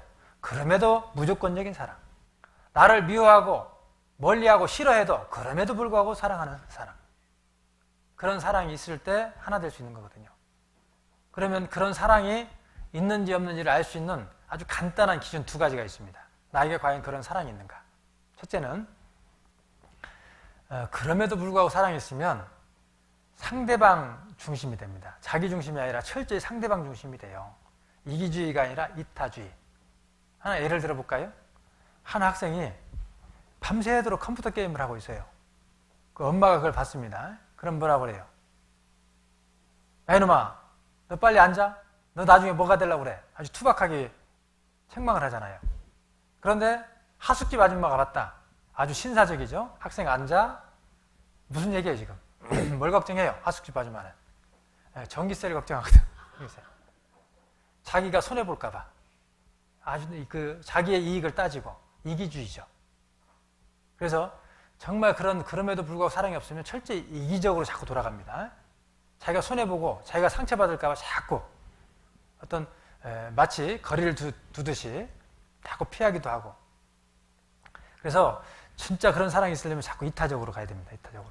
또 한 가지는 그런 사랑이 있으면은 상대방에 대해서 한없이 약해져요. 근데 그런 사랑이 없기 때문에 자꾸 강해지는 겁니다. 자 보세요. 육군대장이 자기 집에서 야 육군대장 나가신다 길을 비켜라 그러면 그걸 뭐 알아줘요? 인정해 줍니까? 아빠 뭐예요? 지금 제정신이에요? 그러니까 아무런 권력도 권위도 힘도요 사랑의 영역으로 딱 들어가 버리면 힘을 발휘를 못하는 거예요. 약해져 버리는 겁니다. 그게 사랑이죠. 그런데 내가 왜 교회 안에서 자꾸 강해요? 자꾸 다른 사람을 누르려고 그러고 내 마음대로 하려고 그러고 내가 모든 걸 주관하려고 그러고 그런 사랑이 식어져 있던 거예요. 그런 사랑이. 그래서 정말 그런 사랑으로 좀 하나가 돼야 되는데 그럴 때 비로소 평강이 주어집니다. 골로새 3장 15절 줄 걸친 대로 다시 돌아가셔서 골로새 3장 15절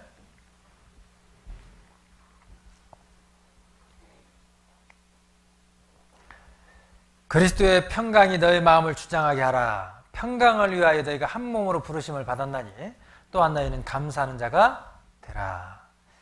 그러니까 앞에 용서와 용납과 사랑으로 화평을 이룰 때 비로소 여기에 그리스도의 평강이 우리 마음을 주장하게 된다.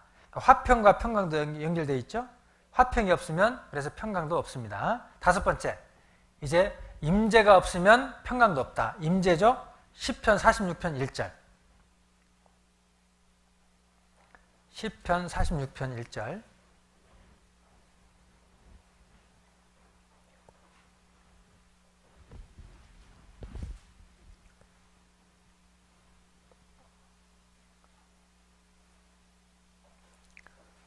시편 46편 1절. 하나님은 우리의 피난처시요 힘이시니 환난 중에 만날 큰 도움이시라. 이 시편 46편에 큰 환난이 나오는데 이 시편 46편의 배경은 열왕기하 18장입니다. 그때 히스기 왕 때인데 아수르의 사네립이 쳐들어와 가지고 예루살렘이 풍전등화 같은 아주 위험한 상황. 그런 상황에서 어찌할 수 없는 큰 환난을 만났을 때 그 상황이거든요. 그래서 그 상황을 2절 3절에 자연의 재앙에 이렇게 비유를 해놓은 겁니다. 큰 환난이 나오는데 그런데 여기 1절 후반부에 보면 환난 중에 만날 큰 도움이시라. 문제가 크니까요 도움도 커요. 여기에서 우리가 배워야 될 신앙 포인트가 있습니다. 역설적이지만 큰 고난은 큰 도움을 가져오고 그래서 큰 고난을 통해서 큰 하나님을 만날 기회가 된다. 46편 5절이죠. 하나님이 그 성중에 거하심에 성이 요동치 아니할 것이라. 새벽에 하나님이 도우시리로다. 하나님이 그 성중에 거하심에 그 큰 환난 속에서 두려워하지 않고 요동치지 않을 수 있었던 이유가 뭡니까? 다른 것 아니에요. 더 많은 군사를 보태고 더 많은 무기를 보태서 되는 게 아니고 하나님이 그 성중에 거하심에 하나님이 우리와 함께 하신다는 임재를 딱 느끼는 순간 두려움이 순식간에 사라지고 평강이 찾아온 겁니다. 그래서 문제가 아니에요. 우리 마음에 하나님의 임재냐 부재냐, 하나님이 느껴지지 않기 때문에 두려움이 오는 거고 평강이 깨지는 겁니다. 임재가 없으면 평강도 없고 임재가 있으면 평강이 있어요. 그래서 그런 사람들에게 평강을 주십니다. 그런데 왜 평강이 없어요? 왜 자꾸 불안해하고 왜 염려가 되고 초조해야 합니까? 우리 마음 가운데 하나님이 느껴지지 않는 거예요. 하나님을 잃어버린 겁니다. 역대하 15장에 보면 남유다의 아사왕이 이끌었던 대붕운동이 나와요. 그런데 그 내용에 보면 침륜에서 회복까지 내용이 아주 교과서적인 그런 내용이 딱 담겨져 있습니다. 역대하 15장 3절.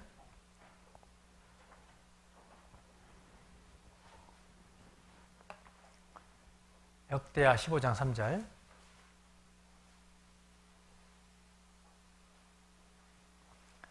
역대하 15장 3절. 이스라엘에는 참신이 없고 가르치는 제사장도 없고 율법도 없은 지가 이제 오래였으나 참신이 없고 하나님을 놓쳤습니다. 가르치는 사람도 말씀도 없고 지독한 신앙적 침체 상태. 더 심각한 것은 이제 오래였으나 오래되었다는 거예요. 그것이.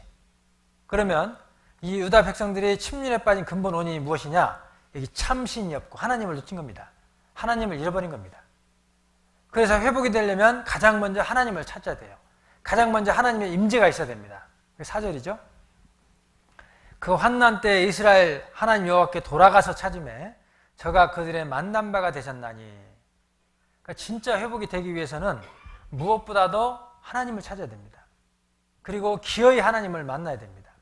하나님의 임재를 느끼고 체험해야 됩니다. 그래서 하나님의 임재 없는 회복은 진정한 회복이 아니에요. 자주자주 하나님의 임재를 체험해야 됩니다. 그래야 진짜 회복이 돼요. 적당히 찾아서는 안 됩니다. 대충 찾아서는 안 됩니다. 못 찾으면 죽을 것처럼 간절한 마음을 가지고 마음을 다하고 성품을 다해서 찾아야 돼요. 그래야 회복이 돼요. 12절에 또 마음을 다하고 성품을 다하여 열조의 하나님 여호와를 찾기로 언약하고. 다하고 다하여가 중요하죠. 침륜에 좀 빠졌다면 다른 것 좀 내려놓고 오로지 하여 하나님만 찾고 하나님만 딱 붙들어야 돼요. 죽고 사는 게 거기 달려있다 생각하고 최선을 다해야 됩니다.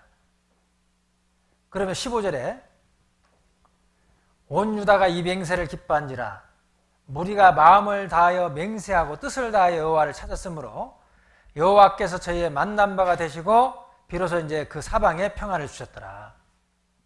찾아보았다로 만족해서는 안 됩니다. 기어이 찾아야 돼요. 기어이 만나야 됩니다.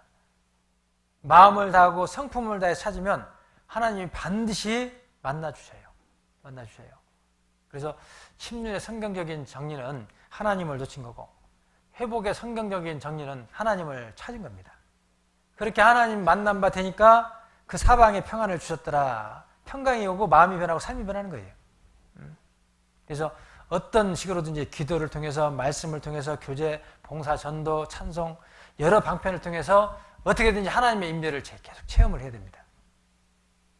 그게 회복이고 부흥이에요. 다른 게 부흥이 아니라.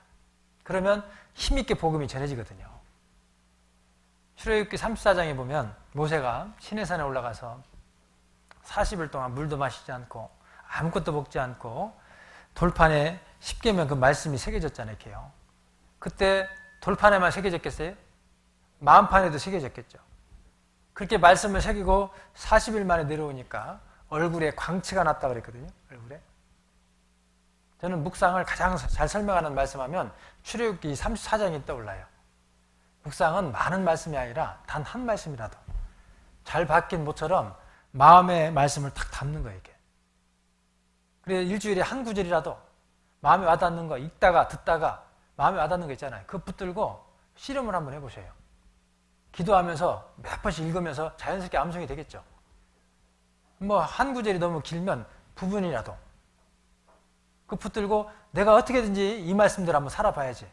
순종을 해보고 적용을 해보고 때로는 시행착오를 겪을 수도 있겠죠.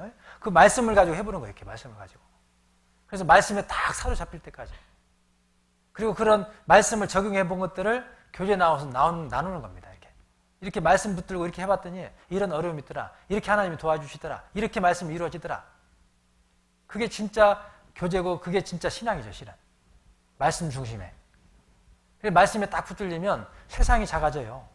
세상 일도 작아집니다. 나의 일이 제3자처럼 바라봐지기도 해요. 제3자, 다른 사람의 일이 나의 일처럼 받아들이기도 해요.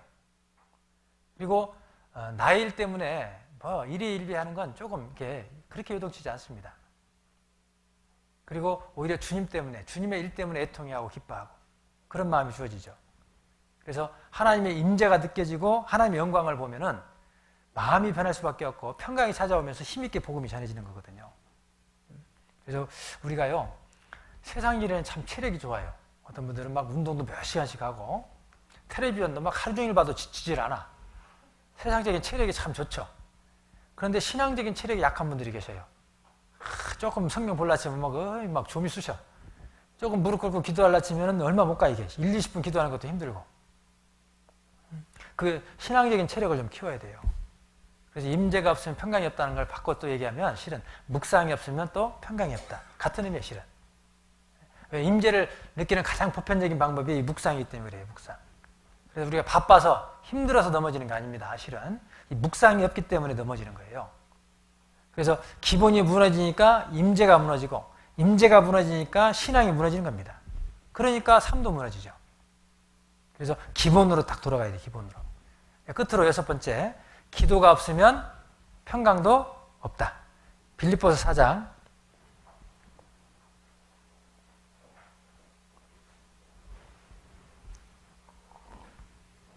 6절입니다.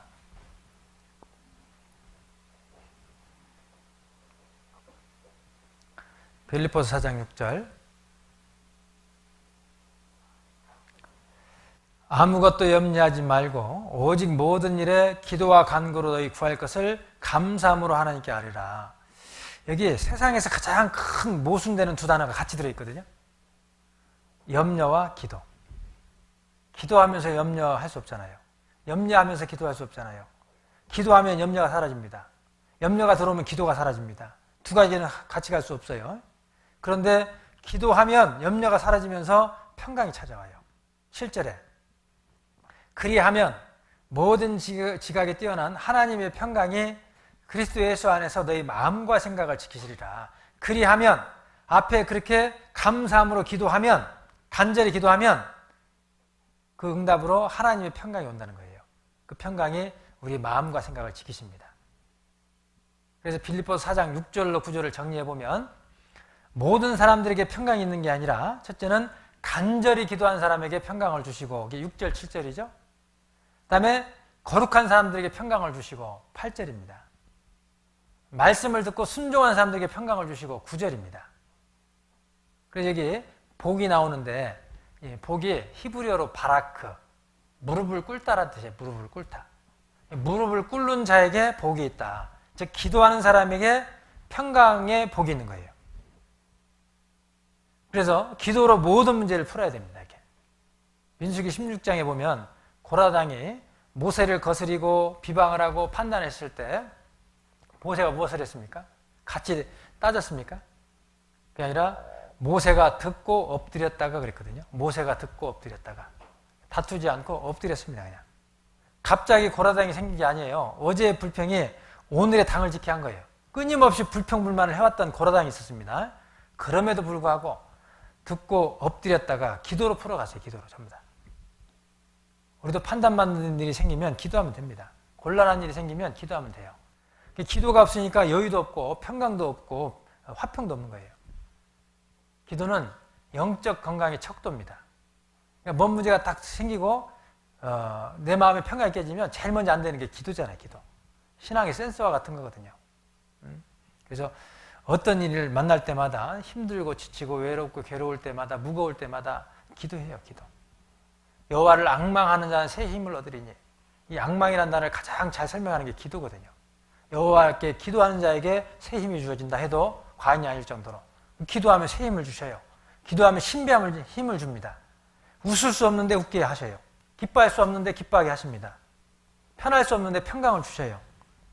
그 평강은 우리에게 있는 게 아니에요. 하나님께로부터 오는 거죠. 자, 데살로니가 후서 3장 16절 끝으로 한 구절만 찾겠습니다. 데살로니가 후서 3장 16절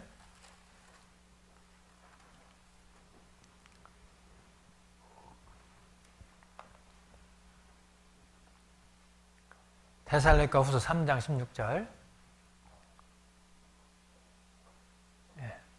같이 읽어보겠습니다. 평강의 주께서 친히 때마다 일마다 너희에게 평강을 주시기를 원하노라. 주는 너희 모든 사람과 함께 하실지어다. 평강의 주께서 평강을 주십니다. 평강은 내 속에 있는 게 아니라 주님으로부터 오는 거예요. 그러니까 기도해야 되죠. 이사야 9장 6절에 나온 대로 주님은 평강의 왕입니다. 그래서 주님만이 진짜 평강을 줄 수 있어요. 그래서 기도해야 됩니다. 진짜 기도하는 사람에게 때마다 일마다 진짜 평강을 주셔요. 여기까지 평강이 없는 6가지 이유를 좀 정리해봤습니다. 그래서 때마다 일마다 평강이 없다면 어디서 막혔는지 좀 살펴보고 바로바로 돌이켜서 빨리빨리 평강을 되찾아야 돼요. 혹시 은혜에서 막혔는지, 거룩에서 막혔는지, 순종에서 막혔는지, 화평에서 막혔는지, 임재에서 막혔는지, 기도에서 막혔는지 정확한 원인을 찾아가지고 바로바로 돌이켜야 됩니다. 그래서 무엇보다도 평강부터 회복을 해야 돼요. 그래야 주님을 정말 섬기고 복음을 전하는 일에 우리가 마음을 다할 수 있는 겁니다. 같이 기도하겠습니다. 거룩하고 자비로우신 하나님 아버지, 저희를 구원하시고 소망 중에 살도록 말씀으로 항상 교훈하시고 믿음으로 순종하며 날마다 승리할 수 있도록 도와주심에 감사를 드립니다. 또한 주님의 자녀된 저희들 측량할 길이 없는 사랑과 은혜를 기억하며 남은 생에 오직 주님만을 위해서 살 수 있도록 인도해 주심에 감사를 드립니다. 이제 이후에 주님의 이름으로 진행되는 백화도로 선교 또 대전도 집회를 통해서도 우리가 입을 열어 담대히 전함으로 잃어진 영혼들이 멸망받지 않도록 도와주시고 저에게 더 큰 믿음을 주셔서 여리고성과 같은 강팍한 사람들에게도 담대히 와보라고 외칠 수 있도록, 그리하여 여리고성이 무너진 것처럼 이번 대전도 집회를 통해서도 놀라운 성령 역사를 체험할 수 있도록 인도해 주시길 원합니다. 그 일을 위해서 때마다 일마다 하나님이 주시는 평강이 항상 우리 마음을 주장하게 하셔서 주님의 모든 일을 기쁨으로 자원함으로 행할 수 있도록 도와주시옵소서. 혹여 우리 중에 육신의 질병으로 마음의 상처로 생활고로 고통 가운데 있는 분들 계시거든 말씀 가운데 치유받고 위로받게 하셔서 믿음으로 박차고 일어나 다시 시작할 수 있도록 도우시기를 원합니다.